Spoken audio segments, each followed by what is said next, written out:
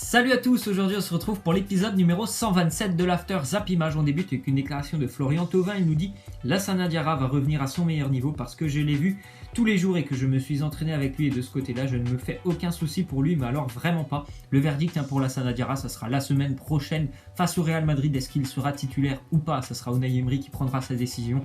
Je pense moi personnellement que Thiago Motta a toujours une longueur d'avance par rapport à Diarra. Diarra, ça fait seulement 3 semaines qu'il est arrivé à Paris, 3 semaines on va dire qui commence vraiment à retrouver un petit peu son niveau. Il commence aussi surtout à reprendre l'entraînement, donc c'est assez compliqué de le voir quand même et de l'imaginer titulaire face au Real Madrid. Voilà, ça sera à Emery de décider.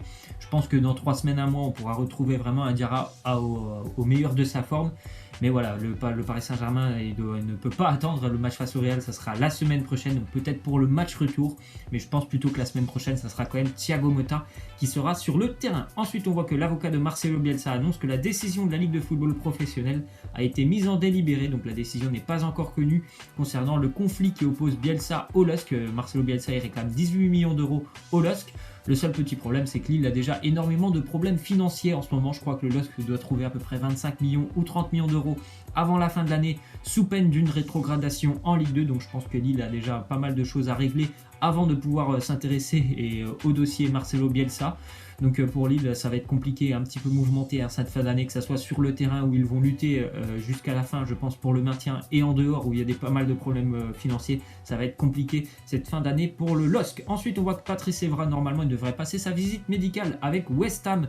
Donc pour Evra qui avait quitté Marseille un petit peu, c'était compliqué son départ de Marseille où il avait été licencié suite à son high kick, son coup de pied avec une petite bagarre avec un supporter de l'Olympique de Marseille en plein match.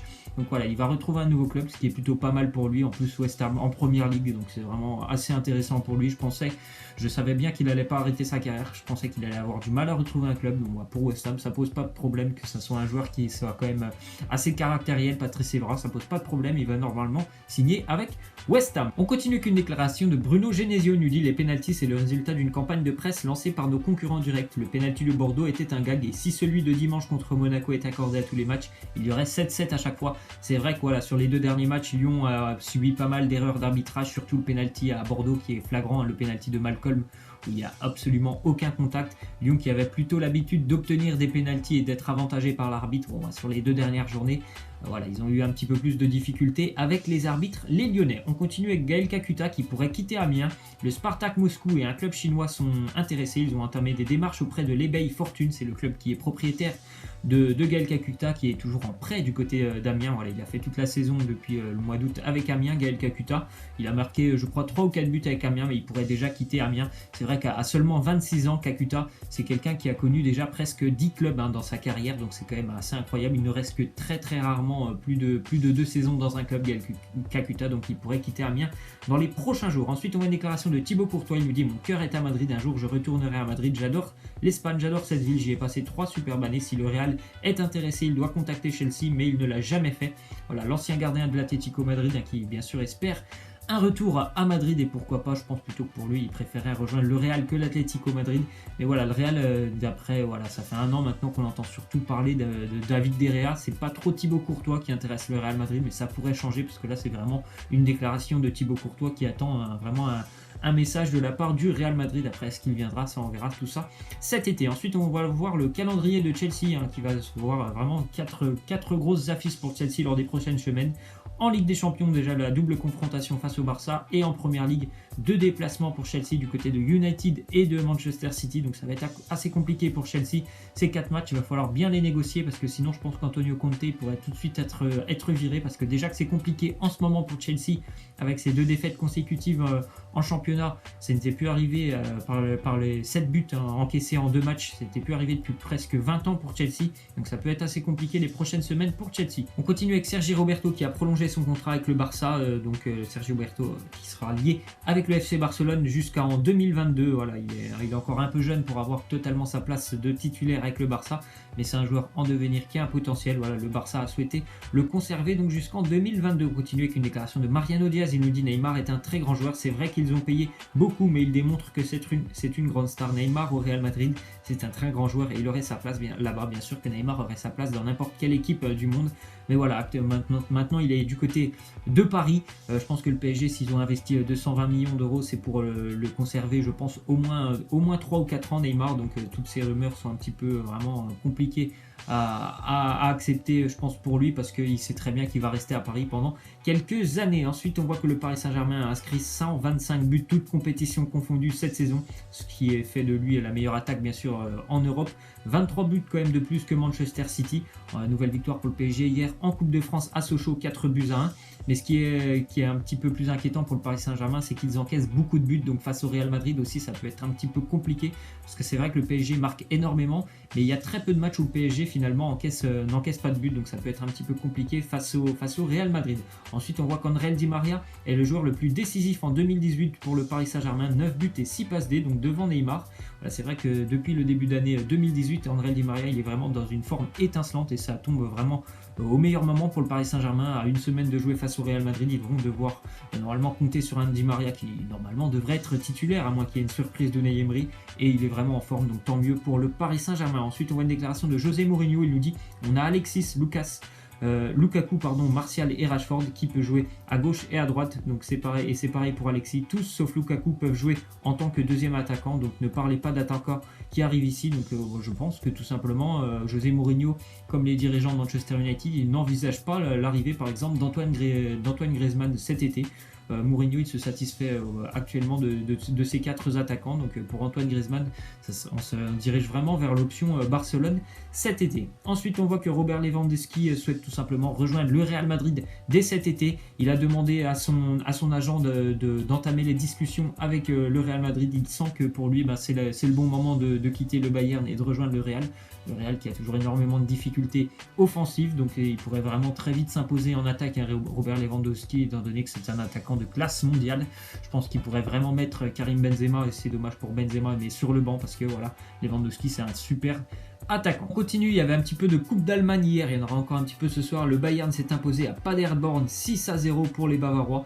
D'ailleurs, les Français du Bayern Munich ont été super intéressants lors de ce match. But de Corentin Tolisso, but de Kingsley Coman, plus une passe décisive, et une passe décisive aussi pour Franck Ribéry. Donc tout fonctionne actuellement pour le Bayern Munich, que ce soit en championnat ou en Coupe d'Allemagne.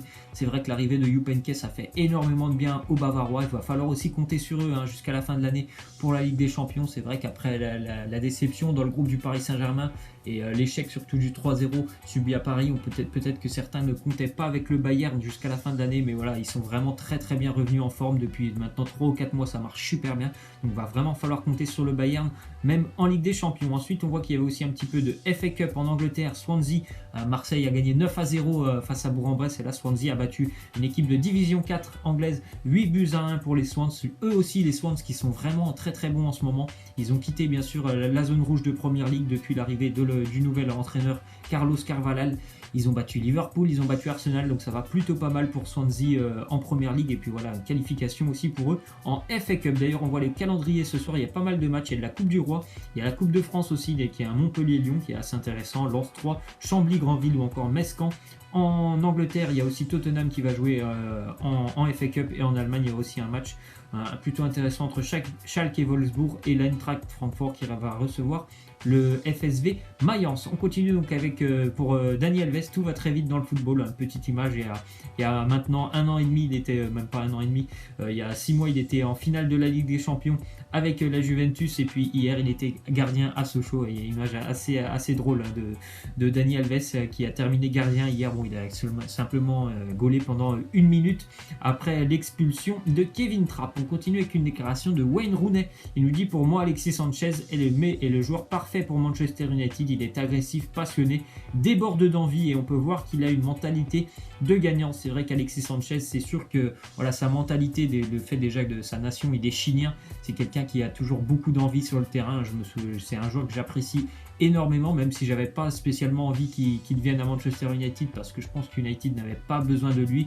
Maintenant qu'il est là, c'est vrai que c'est quelqu'un qui est très intéressant, parce que voilà, tout ce que dit Wayne Rooney, il est agressif, passionné, et il a énormément d'envie, et en plus de ça, c'est quand même un très bon buteur. bah, c'est vrai, même si voilà, je préférais qu'il aille du côté de Manchester City parce qu'il avait vraiment envie de rejoindre Manchester City. Donc je pense qu'il a rejoint United surtout pour l'argent. C'est pour ça que j'avais pas trop envie qu'il vienne du côté de United, mais c'est vrai que c'est un très très bon joueur. Alexis Sanchez. On va terminer donc avec la petite question de fin. Vous voyez cette image de Riyad Mahrez. Donc est-ce que vous trouvez que Riyad Mahrez a fait le bon choix de plus venir maintenant aux entraînements? Je crois que ça fait déjà 4 entraînements de ratés pour Mahrez avec Leicester. Je pense que pour moi c'est pas le bon choix pour lui, parce que s'il veut partir cet été, il faudrait qu'il continue de s'entraîner avec Leicester, même si c'est vrai que ce qu'a fait Leicester avec Mahrez, c'est complètement débile de ne pas l'avoir laissé partir, lui qui avait tant donné au club de Leicester depuis son arrivée, et puis le titre de champion d'Angleterre, c'était en grande partie grâce à lui aussi, avec Vardy et Kanté. Il a fait énormément pour Leicester, donc je trouve ça assez dommage le comportement de Leicester, mais c'est vrai que je pense pour lui ça serait plutôt intelligent de reprendre l'entraînement s'il veut trouver un grand club cet été. Vous pouvez me laisser en commentaire vous ce que vous en pensez de Riyad Mahrez et de Leicester. Voilà, c'est la fin de cet After Zap Image. J'espère que ça vous aura plu. N'hésitez pas à lâcher des likes, à vous abonner. Moi je vous laisse et je vous dis à la prochaine. Ciao.